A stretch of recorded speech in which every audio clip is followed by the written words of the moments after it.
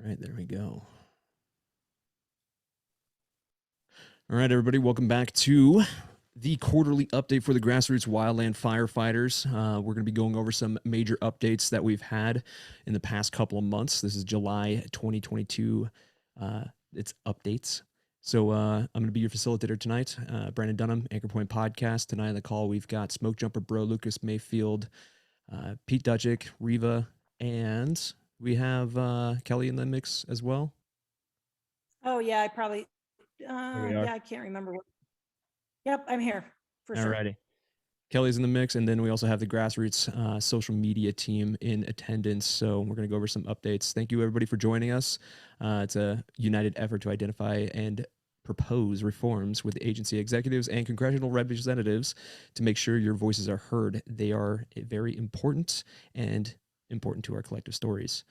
We already went over Zoom tips to remain anonymous, and this is going to be recorded. So once again, please change your name if you want to remain anonymous. Chat box will be remain open for comments and questions. The chat thread is recorded for the board of directors, but is not posted to social media or anywhere else. It is an internal document. We'll be keeping hold of that so we can go back and look at questions and answer accordingly. Please post questions and comments in the chat box for open Q&A, and during the entire update session, we'll go back through and try and answer them the best you can. And yeah, we're going to stop recording at the very end of this and go into a live Q&A. With that being said, we'll go and take it away with a Grassroots introduction. We're going to go over the pillars, our dues, what we're all about, and what we've been working on. So we're going to start off with the Executive Board of Directors. Kelly, go ahead and take it away. Thanks, Brandon.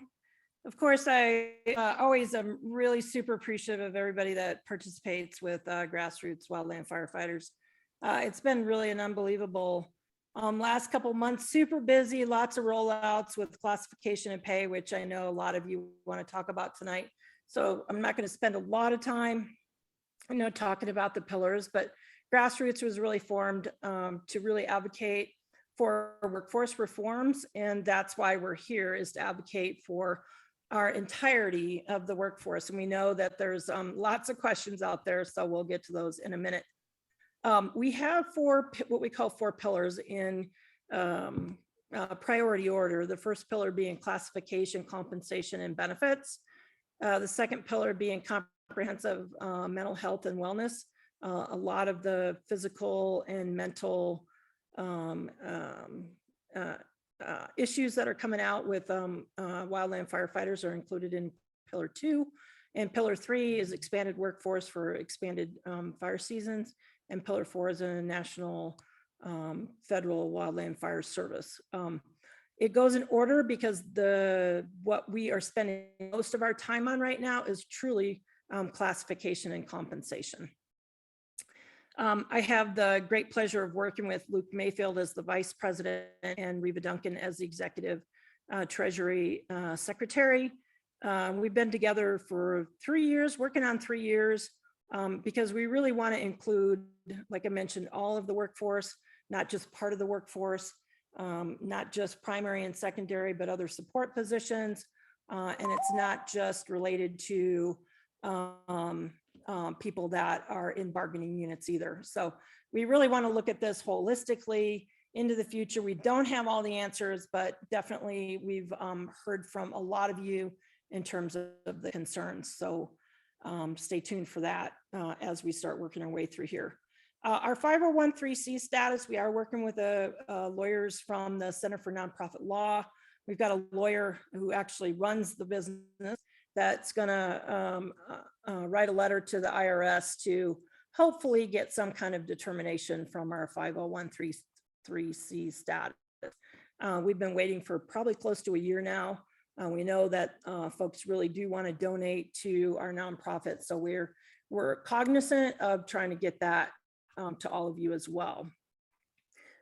We are formed for really pursuing both legislative and administrative reforms. So not everything that we're working on really needs legislative reforms. So there are administrative reforms that we can work on that we're working with the 2 departments and the 5 agencies on. So I think that's real important to note that that through your advocacy and the stories that you're telling us as well, that there's opportunities to work from the bottom up to DC to let them know what kind of opportunities might be available for administrative reforms.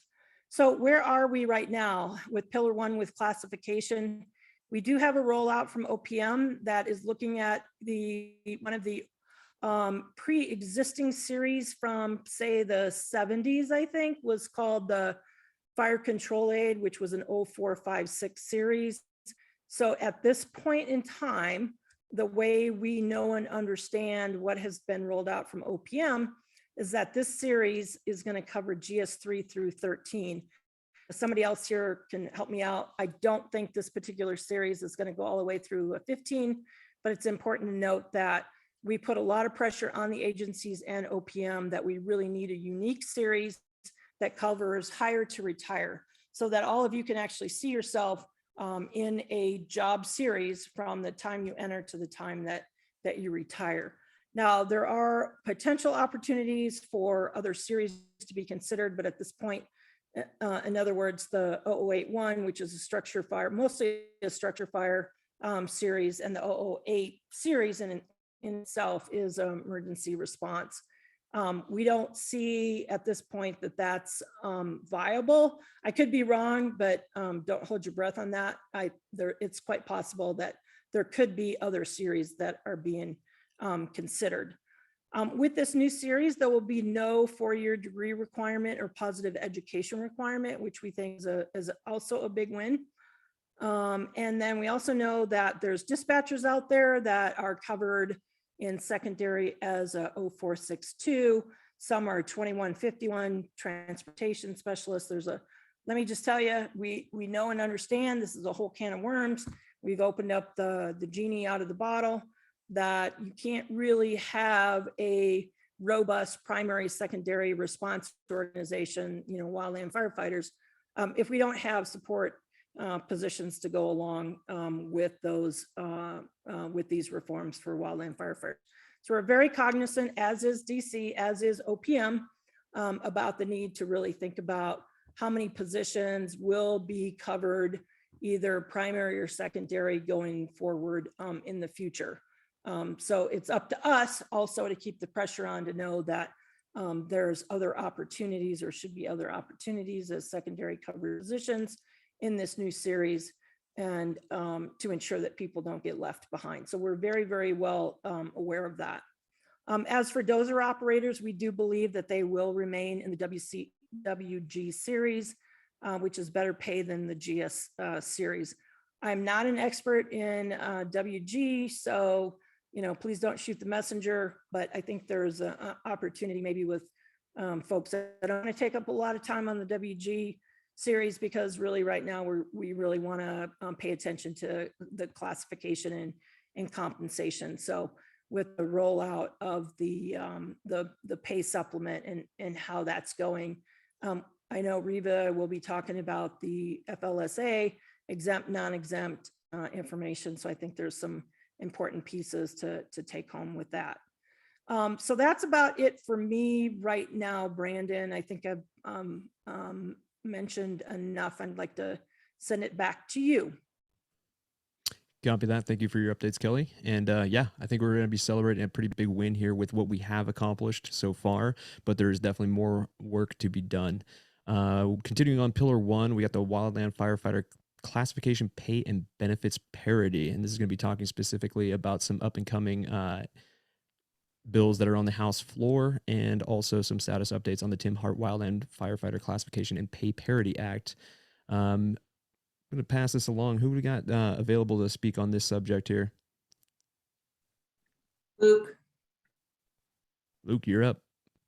So I'm speaking for, and welcome everybody. Thanks for listening, tuning in, taking part, and being a part of Grassroots and Change. I am speaking in large part right now for Jonathan Golden and Michelle Hart to a certain extent, and the relationships that they've been having with legislative partners in Senate and congressional staff, so I will keep it somewhat short. Broad overview of what we're doing right now is hurry up and wait. So you have shown up to ICP and there's nowhere to put us. And we're going to wait and see what's going to happen, because there's multiple options as we go from the House to the Senate, and really what's going on in the House. So with Tim's Act, which we still view as the comprehensive solution for federal wildland firefighter reforms. Tim's Act in the House still garnering support. 4 new co-sponsors today. I believe there's 21 co-sponsors in the House as of today, July 14th. And then on the Senate side, still looking for a Senate sponsor to hold it as a standalone bill, which a standalone bill for Tim's Act has a lot of complexities within it that I don't understand, because I'm not a legislative expert in any way, shape, or form. But the CBO scoring and everything that happens is an all-inclusive bill. A standalone in the Senate makes it more complicated. So there's a couple options. Number one, independent Senate standalone sponsor for Tim's Act, or Tim's Act is broken up and right now it's being looked at in 3 different categories for Senate separation, and act like Voltron. When it comes back together, it looks like Tim's Act. So it would look like pay and classification by Senator A. It would look like retirement and benefits in Tim's Act with Senator B. And it would look like housing and education from Tim's Act with Senator C. And when you bring all of those together, you're still getting the same end result that we see as the solution being Tim's Act. So essentially hurry up and wait, 2 different options, standalone, split apart, and even splitting apart, there's a variety of solutions or potential solutions that are involved. And with that, I'm not smart enough to give you any more details. What we did know also, and has been an audible, and I'll say this, all of this stuff gets audible probably on a daily basis, if not weekly. Prior to today, I thought that I would be able to come and tell you that there were 3 amendments that were a part of Tim's Act that would be a part of the National Defense and Authorization Act. Well, they're not. So they're going to be going to a wildland fire specific package of legislation that I don't have details to, but will be unveiled in the next couple weeks. And what we do know from NDAA is that the 3 amendments that existed had to deal with a housing supplement, comprehensive health and well-being, and I believe childcare. So those things are now going to metamorphose into something else. So the environment's changing, the intent's the same. It's just a matter of how we meet intent. And there's 2 or 3 different ways that we see that path going forward from the House to the Senate, or from the Senate back to the House. And I think that's my legislative update as I understand it. It's probably as clear as mud, but anyone ask questions. And if I don't know the answer, I'm going to ask other people to answer those questions. So thanks. Copy that, Luke. Thank you so much. Yeah, we do have a lot of things going on Capitol Hill right now. We have HR 5283, Tim's Act. We've got the Fair Pay Firefighter Pay Wildland Firefighter Pay Fair Pay Act. Geez, that was a mouthful. Apologies. We have the a lot of stuff, the Fair Retire Act, and it's all kind of a moving target right now. And yeah, we have people on Capitol Hill helping us out and giving us some intel as to that moving target and where it stands. So more updates will come. Just keep following our social media and our website, and we're going to have updates as they come to us, basically. So make sure to stay tuned. Moving on from Luke, did anybody else have any additions to the Pillar 1 and all the legislation that's going on? Any of the moving targets that we can throw something at before we move on? Brandon, the only thing I'm going to throw in the chat is the link to the Congress website. And so people can just type in firefighter and you can actually see the different bills that are in the House and the Senate, just so everybody can come up to speed as to what has been introduced. And then you'll see a lot of those introduced bills is actually packaged in Tim's Act. So a lot of what happens in Congress is there's parts and pieces that get winnowed out and get introduced as separate bills, but we still want everybody to know that the important part of our advocacy is 5631, HR 5631, which is Tim's Act and includes a lot of reforms. So it is important for all of you to kind of take a look at that. Hasn't been brought up for a vote or a markup. So there's opportunities, hopefully, to have a Senate companion bill as well as amendments. If it still doesn't, if there's things that are lacking in there, we need to make sure that they get in this bill, if it can get to a vote. So thanks, Brandon. Yeah, it's a lot more complicated than we lead ourselves to believe how things work actually Sure. on Capitol Hill. I mean, it's not like the old schoolhouse rock where this is a bill on Capitol Hill. It's way more complicated than that. So just buckle up. Things take time. I mean, it's a very large bureaucracy, and when we need to get something done, unfortunately, it just takes time, and that's just what it is right now. But in the meantime, we do have the bipartisan infrastructure law in place to help us carry through until something like Tim's PAC or bits and pieces and components get distributed out and packaged up into things like the NDAA. So National Defense Authorization Act is what that alphabet soup stands for. But hopefully it picks up steam, and hopefully we get more co-sponsors and a Senate companion bill like Kelly and Luke were saying. So with that being said, moving on, Pillar 2, Wildland Firefighter Comprehensive Health and Well-Being with Dutch. Take it away. Hey, thanks very much, Brandon, and thanks everyone for joining us tonight. Just to echo a bit what Luke and Kelly said, we don't have all the answers on this, but I think we can all give you our word. We are approaching this with the same passion and intensity that we approached our fire careers, whether that was getting to the top of the hill or pushing through a 24, 30-hour shift to get around fire. So a lot of changes, but we're taking them in stride.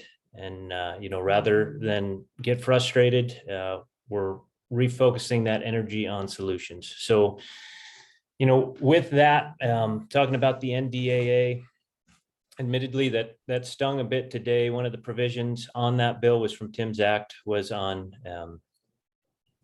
mental health and well-being programs.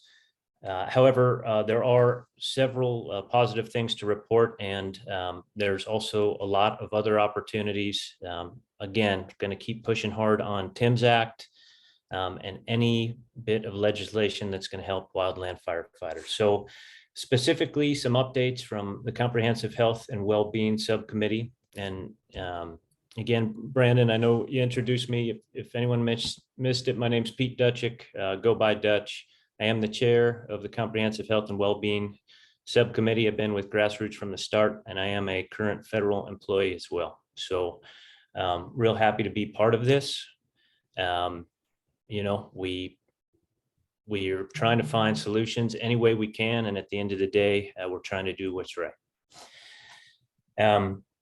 So that's a little bit about me. Our committee really is focused on mental health support programs and cancer and cardiovascular issues, specifically creating presumptive care.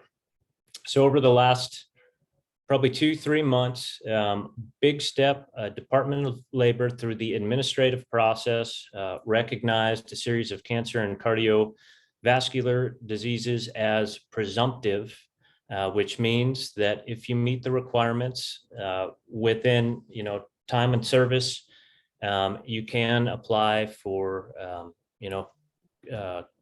coverage should you end up with cancer, cardiovascular disease, lung disease, things of that nature. So that was really huge. You go 105 years without even, really seeing any changes. And then one random Tuesday, it's there. And that is a huge step. Can't state that enough. That is being covered through Department of Labor, Firefighter Special Claims Unit. So, and more to come on that. That's one piece that our committee is focused on with, the presumptive care for cancers and cardiovascular disease. Another step that we're looking at is trying to get Department of Labor, OWCP, and Special Claims Unit to recognize psychological stress-related injuries, such as PTSD, as correlated to firefighting. There are bills that passed states of Idaho and California that did just that, or we're using those as a blueprint, and again, trying to push Department of Labor to look at that more broadly, so that those things hopefully would be more easily covered. We also want to ensure that, with an influx of cases coming in, that the Department of Labor has the capacity to take on some of these changes. So we're closely monitoring those events. We don't have all the answers, but we are pushing forth on that. Big news from the infrastructure bill on the mental health front. Over the course of the last few years, Forest Service has been working really hard to revamp their employee assistance program, going down from something like 17 contractors down to 1. We all recognize that as a short-term solution.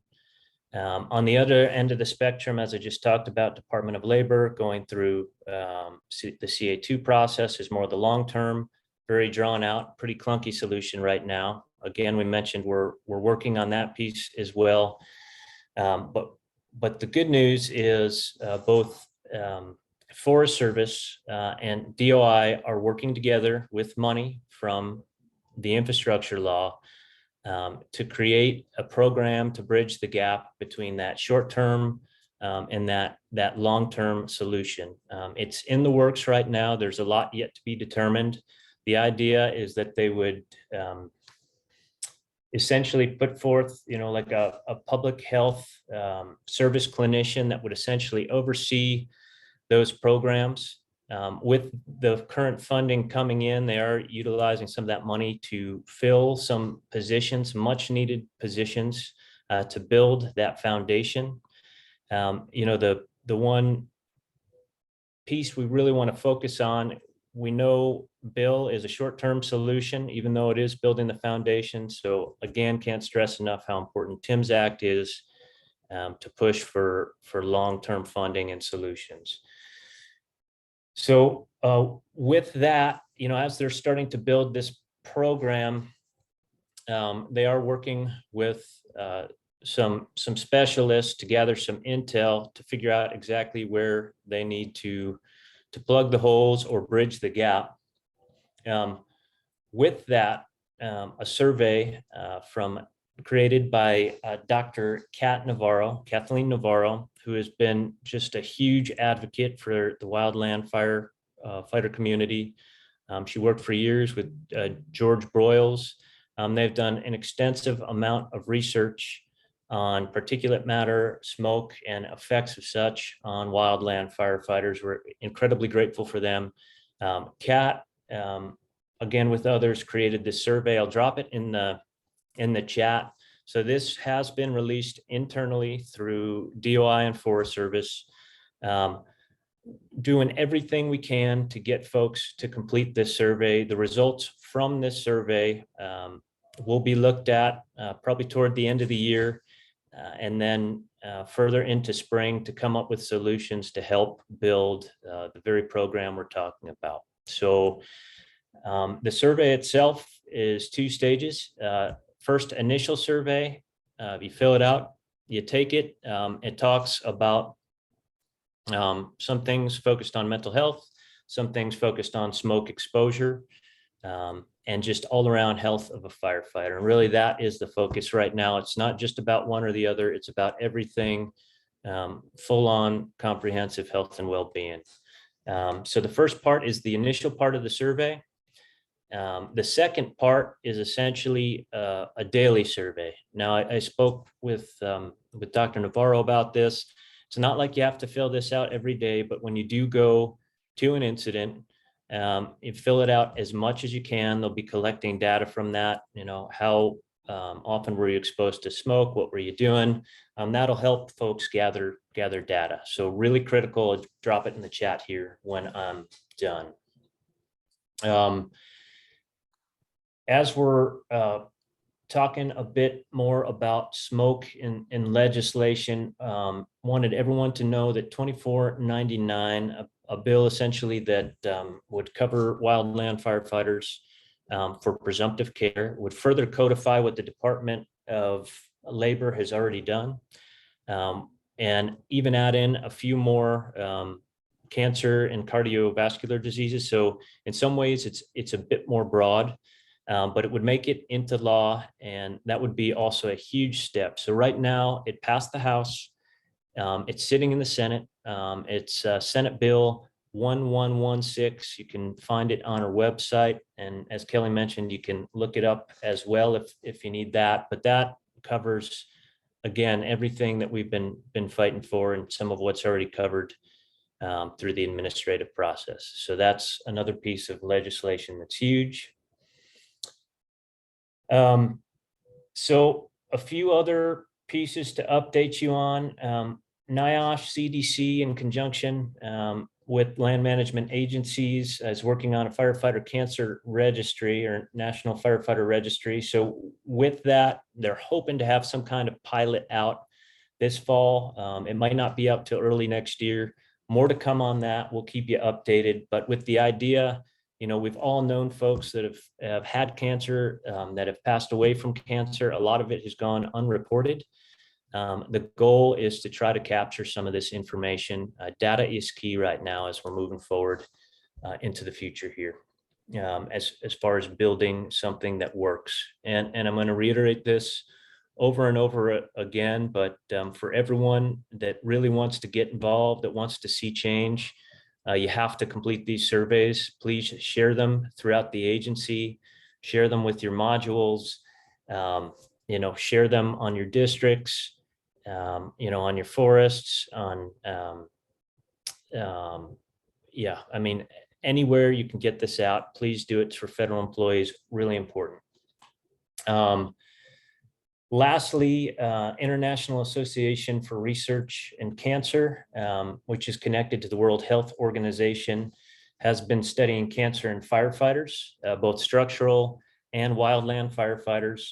And just a few weeks ago, they did come out to say that indeed there is occupational exposure for firefighters to carcinogens, putting us in the highest risk group.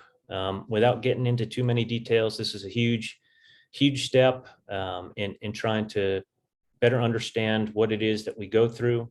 As all of you know, the wildland fire community is a bit different. We don't have the same PPE that some of the structure departments do, and there hasn't been a ton of research in the past. But yeah, this is a critical step as well. So in closing, you know, there'll be a lot of positions opening up, both the Forest Service, DOI, I believe, to help bolster mental health support programs and everything we're talking about. You know, if you do see any of those and you are eligible, please get involved. And then, you know, the last piece I just want to hammer on, the legislative effort. We've got some really big short-term wins right now. We've got a lot of momentum. Urge you all to continue to reach out, keep pushing, keep writing your senators and your congressional representatives, keep telling your friends. It's going to be huge to getting this through. So thanks very much. And with that, I'll pass it over to Brandon. Judge, thank you so much for the updates and appreciate it. And before we get into Luke with the expanded workforce, we're actually going to go squeeze in Riva here. She has some updates as well. So Riva, go ahead and take it away. Thanks, Brandon. Hey, everybody. Reba Duncan. I'm the Executive Secretary Treasurer for Grassroots. Good to see so many people. It's been a minute since we've done this. So make sure those folks you know who missed tonight, know that we'll be posting this up on YouTube. So I want to go back a little bit and talk about the classification stuff that Kelly touched upon. Excuse me. We also meet, we're continuing to meet monthly with the Washington Office of the Forest Service and the Office of Wildland Fire, which represents the DOI agencies. We just had a call yesterday, and we continue to tell them, some of the stuff that might seem obvious to us, but apparently isn't to them about, like the dispatch issues, the exclusion of other firefighters from the new series. And so, dispatch is the big one. Also, the fire equipment operators, the wage grade folks, and aviation.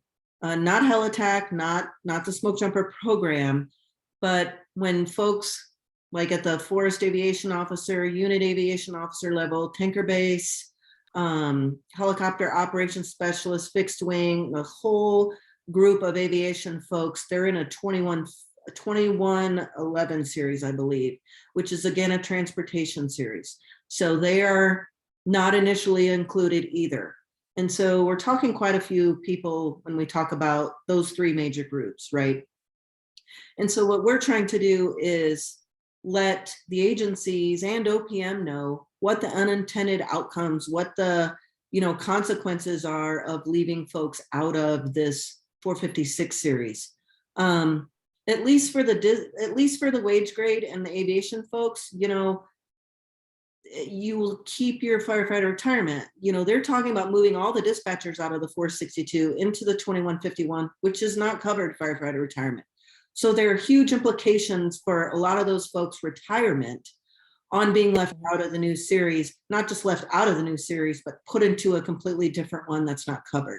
So you can imagine that's pretty important and pretty critical. And that's why we probably talk about them more than anybody else. Now, that doesn't mean that wage grade folks and aviation aren't important as well.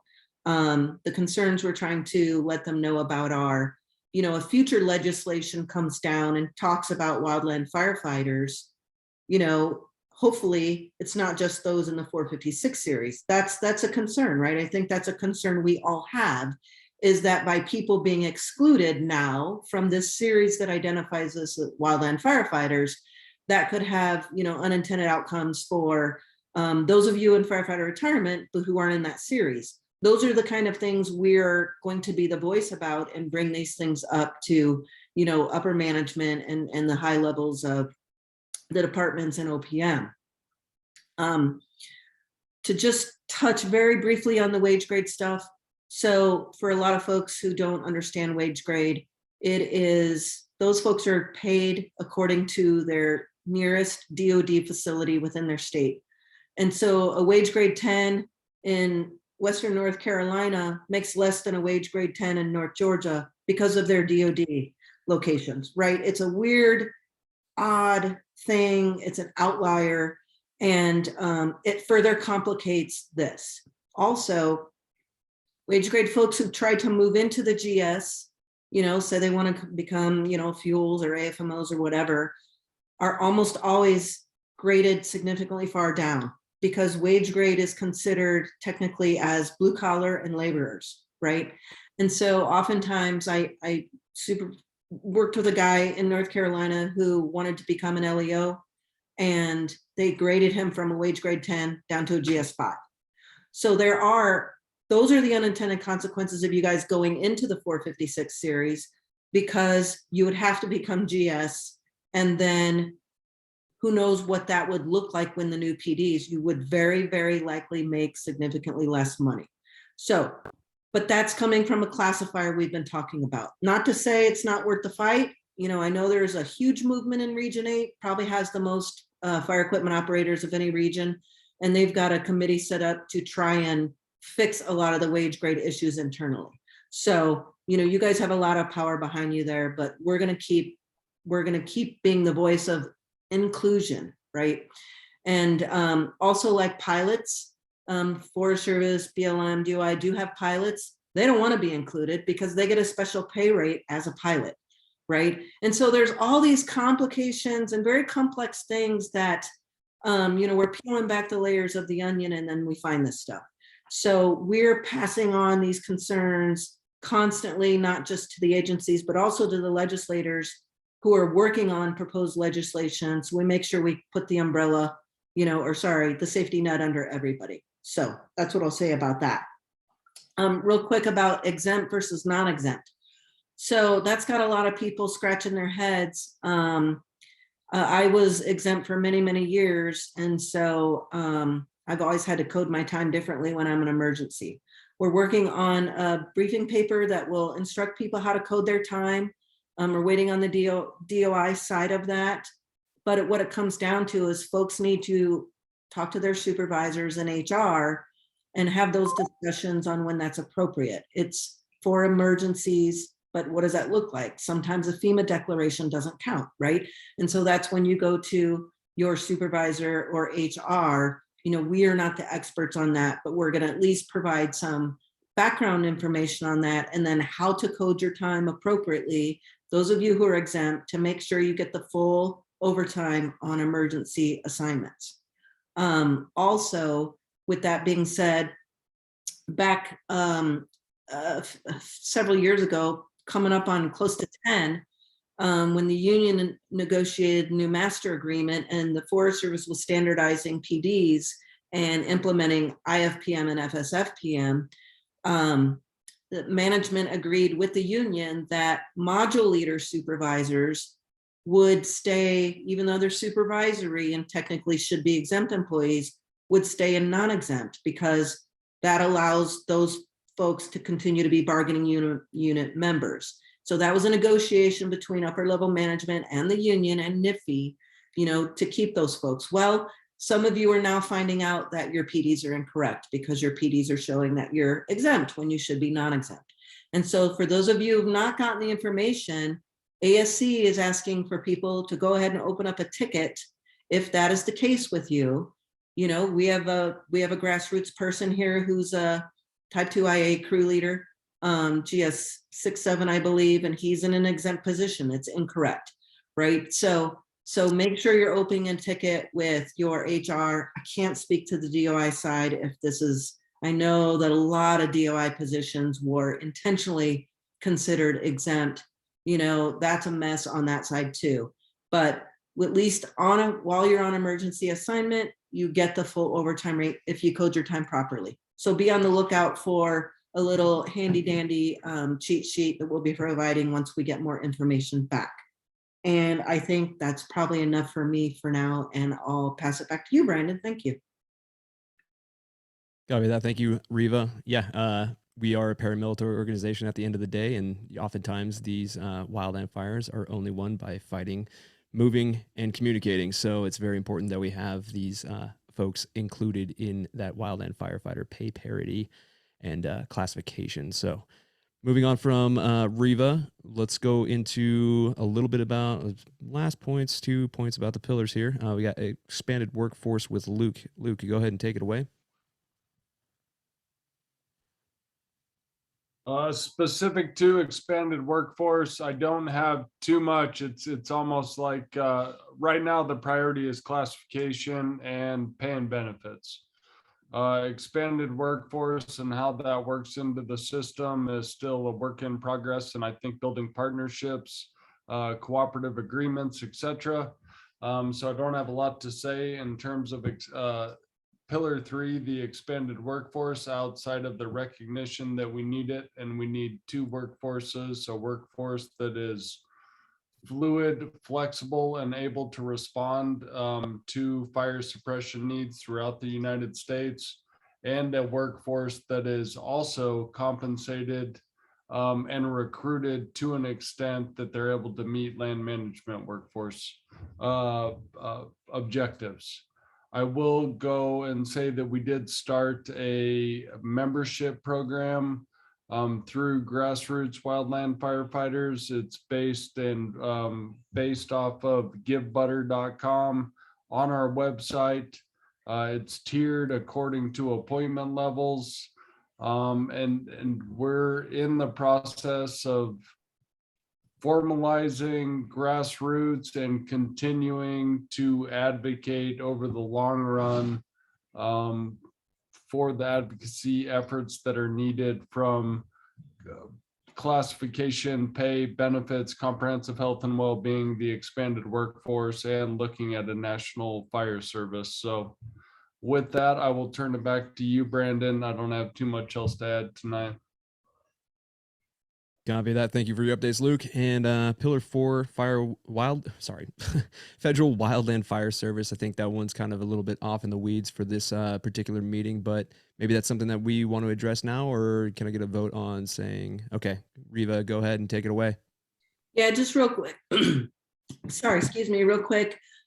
We have told folks in past meetings that we had kind of put that on the back burner just as we focused on, pay, classification, benefits. Those were the critical, and, we're a limited workforce of folks working. So we did decide, though, that we need to start at least looking at what that Pillar 4 of federal wildland fire workforce might look like from our vision, because we actually might get asked from legislators, right? And so we're just in the early stages of standing up a committee, a separate subcommittee, to look at that with 5, 6 people, 5, 6 or 7 people, and just to kind of start digging into what that might look like, where it might sit, how would it roll out, and again, what would be the maybe unintended outcomes or things we're not catching. So it's something we're working on. Again, we're just kind of figuring out how to get all this stuff done. But it is on our radar, and we're starting to stand up a team to look at it. Thanks. Kelly, go ahead. You had your hand raised. Yeah, thanks, Riva. That excellent overview on that. One of the other reasons why this came up in the first place was the fact that the Department of Agriculture and the Department of Interior have multiple systems that are duplicative and possibly ineffective and inefficient when it comes to trying to coordinate a wildland fire program between 5 agencies. So really what we're looking for, by all means, feel free to throw something in the chat. We already know what some of the duplications are, the training and qualifications, investigations, background checks, HR. So we're really trying to, form a kind of a brainstorm on those tripwires that we all experience between the 2 departments. OMB examiners are very interested in this. They are also interested in how we might create efficiencies and reduce duplication, as well as some of the folks in the House and the Senate. So it's important to kind of put the sideboards on the National Federal Wildland Fire Service as, let's first start where we might be able to identify where the inefficiencies are because of 5 agencies and 2 departments. And I think if we can start there, that is the information that I'm getting a lot of requests for, that I think will help us maybe kind of needle in and create more efficiencies going forward, hopefully. But I know there's probably a lot of you that have a lot of ideas and know how the 2 different departments are creating obstacles rather than opportunities. So send us a note at Grassroots Wildland Firefighters at gmail.com, and we'll keep the list running. So thanks, Brandon. Thanks, Kelly. And before we move on to Smoke Jumper Bro, do you mind sharing your screen or giving him permissions for screen sharing for his updates, Kelly?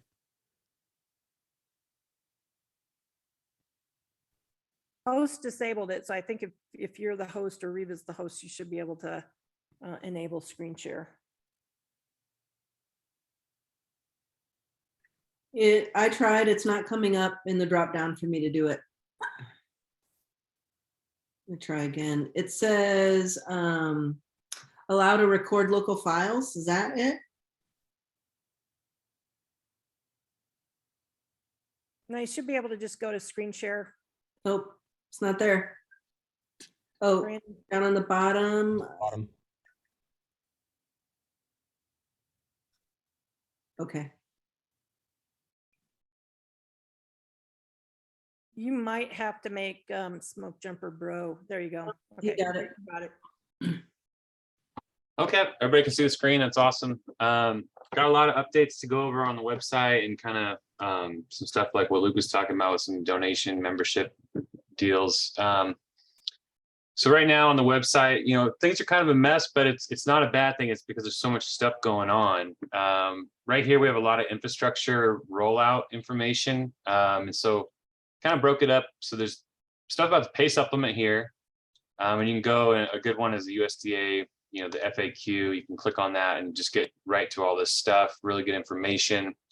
And then there's some classification stuff. A lot of people don't know that this is on our website. Super valuable information.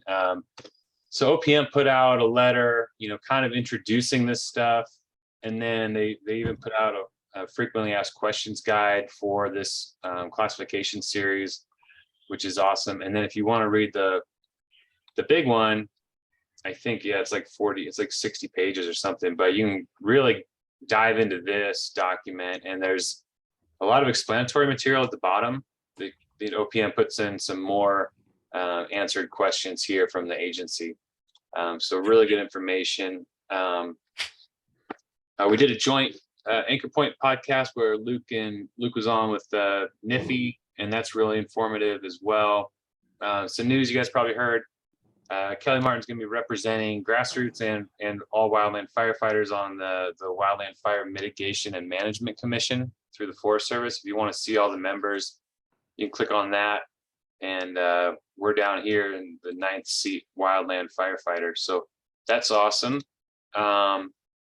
There's some good articles we've got going on. The NDA, Luke went over that, but it got cut out today, which is really disappointing. Kelly was on CBS News at 7 p.m., which is awesome. And there's a video here of that. And then we just got a lot of stuff going on here.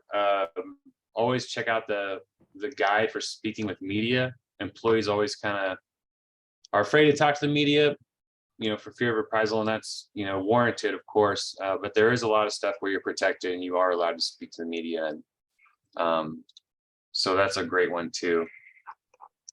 Moving on, so a lot of the stuff, like I know people are trying to track bills, and you know, it's fire season, everybody's busy with fires and all that stuff, so it's hard to keep up on everything, but we are tracking some bills here, and I should be adding more as they come up. But if you're interested in the First Responder Fair Retire Act, that's here. You can click on that, and it kind of takes you down. It just goes over some of the stuff here.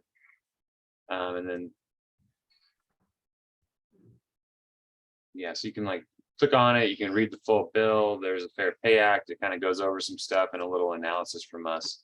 But again, we probably should be updating that. I think as we get going, you know, the monthly updates here, that's going to be where we record stuff and put it on like today's video. To get involved, we're going to be adding tools like, I know that this week has been kind of crazy. It's like, hey, there's a vote tonight on S521 or HR 521 and the Fair Retire Act. And so we're building these tools that you can click on them and go through, and you fill this thing out, and then you submit it, and it goes to, and it tells you who it's going to, you know, Bloomberg, The Economist, the Albuquerque Journal. And this is our way to kind of get newspapers involved with our stories, but we have other stuff too. Just making Congress aware of Tim's Act, and that emails your representative.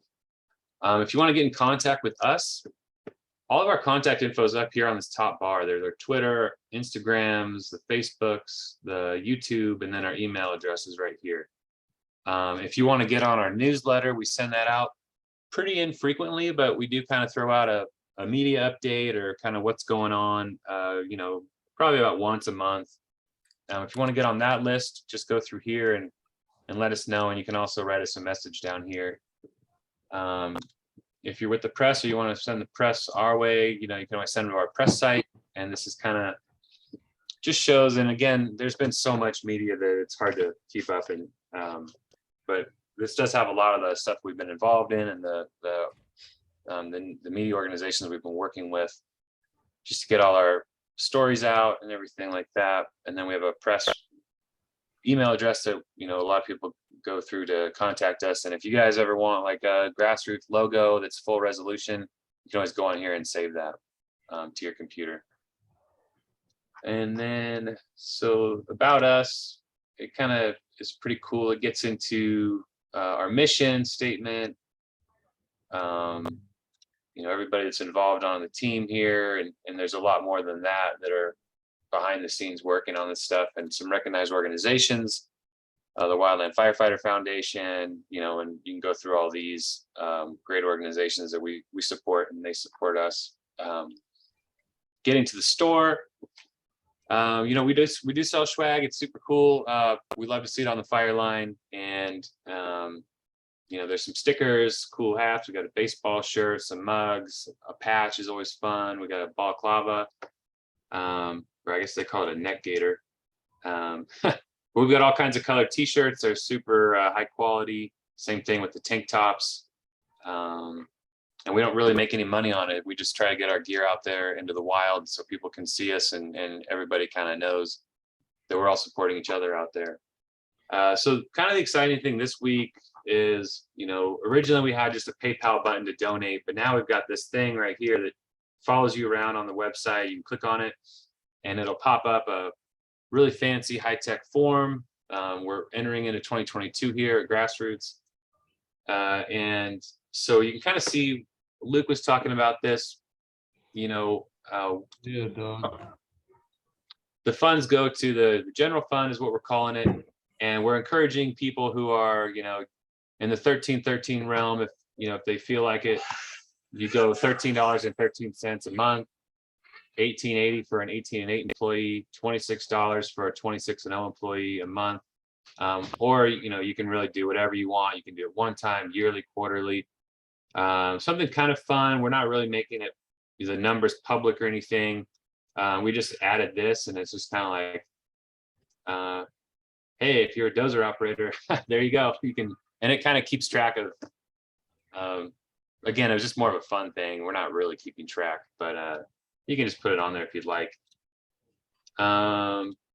If you click on the donate button, that gets to the actual donate site. And it's the same thing. It's the same form here, but it talks about, why you would donate to Grassroots and what we're going to do with the money.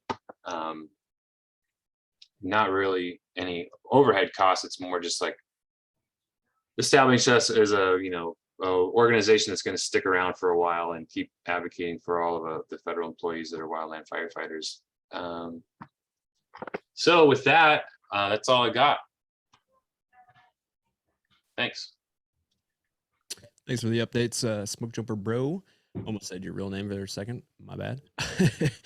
So we got membership. Those updates are live on the website, and obviously your dollars are going to a good cause. It's going back into your pockets, literally. So if you are considering a donation, by all means, we would love to have you donate to us. And yeah, spread the word. Help us on social media. Let's get this thing going. Let's make it bigger, better, faster, stronger, all that stuff. So Luke, Kelly, Riva, Dutch, Smoke Jumper Bro, thank you so much for the updates tonight. I believe that concludes all of our agenda topics. With that being said, any final commentary from the board? Luke, you have your hand up. Yeah, I just have one. We stood up a membership. We've started accepting donations. I just want to reiterate the fact that regardless of membership status or what we're given or not given, we're never going to hold information hostage. We still firmly believe in cohesive voice, cohesive movement, and everyone being informed with whatever information that we feel or you feel is positive to positive workforce reform. So we're never going to hold shit hostage. Regardless of membership status, you have access. That's all I got. 100%. And it's not like we're Yeah, there's no dues or anything like that. It's a completely voluntary thing. So if you want to give us 3 cents, cool, whatever, that's fine. But if you want to give us $500, that's also really cool. So thank you. Dutch, I believe you had some stuff to say as well. You had your hand up. I was just going to add in our comms team. I believe we've got our rep on the line as well. Just want to make sure with all the really solid work they're doing, they get an opportunity as well. Copy that. So apologies for that. And comms team, take it away. Yeah, if if you can't hear me, let me know. But I'll get started and be quick so we can get to questions. Just wanted to start off with a big thanks to the communications team and social media team volunteers. You all know who you are. We have a great group of current wildland firefighters who've been going strong now for quite some time on that team. With that, we've all been on fire lately, like I'm sure most of you have, and it's been very challenging to keep up with all the news stories wildland firefighters have been featured in and the information that's been coming out from the agencies. So we do apologize. It weighs heavily on us when we can't communicate as timely as we want, but we also know that you guys understand. So luckily, we do have our retired and former wildland firefighters on our exec board who really continue the full court press and the news media, getting our message out. Which is where it really counts. Just this week, we've had multiple major nationwide media requests, and board members have done 5 interviews, and some are scheduled for tomorrow, even tomorrow morning. So I want to thank those guys as well. As fire season mellows out for some of us, depending on the region, we hope to do 2 things. One, to keep pushing out quality information to our stakeholders. That's you all. The growing number of firefighters who are paying attention to our updates. We want to keep on making sure you're getting good information. And 2, we want to keep pushing out our messages to the traditional news media, who in turn inform the public and influence lawmakers. So that's how Grassroots looks at this. We have internal communications, which is you guys, and external, which is the media, public, and lawmakers. I have a few quick updates and reminders. Smoke Jumper Bro went over a lot of this stuff, but I'll touch on it quickly again. I want to make sure everyone knows where the most up-to-date information is coming from and how to participate in our calls to action. We have our website. You just heard about that. We have our e-newsletter. That's our primary source of internal communications with our stakeholders. We recruited a person who's on a crew right now, and she's able to get that newsletter out bi-weekly. And when she can't get it out, Smoke Jumper Bro gets it out as well. And when there's urgent calls to action, those emails will show up in your inbox and we'll be asking you to do something. And as Congress starts to wind down, as session starts to wind down, there'll be more urgent calls to action. So signing up for that e-newsletter on our website and receiving that information is really important to us, and we hope you do that. We mentioned all of our social media channels: Instagram, Facebook, Twitter, and YouTube. And the social media team is going to also use those to be doing calls to action as well. And then finally, we plan to continue doing these quarterly stakeholder Zoom meetings, and we're pleased to be able to record them and post them on YouTube for those who can't attend them in real time. And like Riva said, we'll get that posted, and we hope you can make sure folks that didn't get on the call tonight see it and get to watch it. So moving on, a few other important pieces of information I want to share. I wanted to thank all of you who have used our website advocacy tools. Those tools are where you can email your member of Congress. And like Smoke Jumper Bro said, we're going to be updating those shortly to match what's going on in Congress.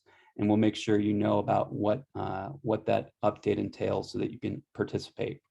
I want to specifically thank those who used our survey tool to share your challenges with housing. Using the data we collected from those surveys, we were able to make the case to traditional news media that there's a lot of room for improvement in the agencies, and that housing in so many duty locations for the wildland firefighter is just a huge challenge. So real people sharing real stories, it's what inspires the news media to report and shine a spotlight on a lot of these long overdue issues that are not very well understood by the public. So your participation when we ask for it's huge. There's a reason we're not just collecting data for fun. We're trying to prove a point and make the larger public, the agency, and lawmakers aware. And then, of course, we will always strive to protect your privacy when you ask for that. So wrapping up, At this juncture in our advocacy, we've had a lot of wins. We're seeing some reforms. The public, the agency, lawmakers, ourselves, we're acknowledging the problems and we're working towards solutions. But just because we've had a win in one area doesn't really mean we could take our foot off the gas. And that requires a united message. We need to be speaking about our issues using similar language, statistics, real life examples. So our board identified a need to create what we call a messaging document. And this is a guide to help all of us who are talking to lawmakers, our friends, our family, and the media to stay on message and to really burn that message in so that we're efficient and effective in our external communications. That document's close to being done. There's a lot of sharp eyes looking at it right now and adding their 2 cents. And I hope to have it posted on our website so anyone can use it. You can get yourself quickly briefed on our key messages and then help spread them. So that's it for me. Thanks for the time and end report. Thank you so much for your updates. Apologize. I must have printed out an old version of the agenda here. So once again, thank you. And yeah, I think there's a lot to be said there. So quality and consistency is going to be at the root of getting a message across. So the more people that get involved with that, the better. And if it's consistent, it's even more so. I know there's that word stakeholders thrown around in the meeting tonight a lot, and I want to just stress the importance that anybody who steps foot in the black is a stakeholder potentially. I mean, that's kind of important, right? You're all stakeholders in Grassroots. So I think it's very important to get involved. It's very important to tell your friends, your family, share the word of Grassroots Wildland Firefighters, because without you, we couldn't have done what we have accomplished thus far, and there is a lot more to go. Just like he was saying, we can't take our foot off the gas. It's going to be floored for probably the rest of our organization's existence. But with that being said, I'm going to leave it up to final closing statements from the board, and then we're going to stop recording. So any final words from the board? Getting a resounding head shake in the no direction. So thank you for everybody showing up tonight and joining on this stakeholders meeting. And like I said, you are all stakeholders in Grassroots. So thank you so much. Please share the word, spread the word, and join us on our socials and get involved. It's very important. Kelly, go ahead and end the recording and we'll get into a Q&A session.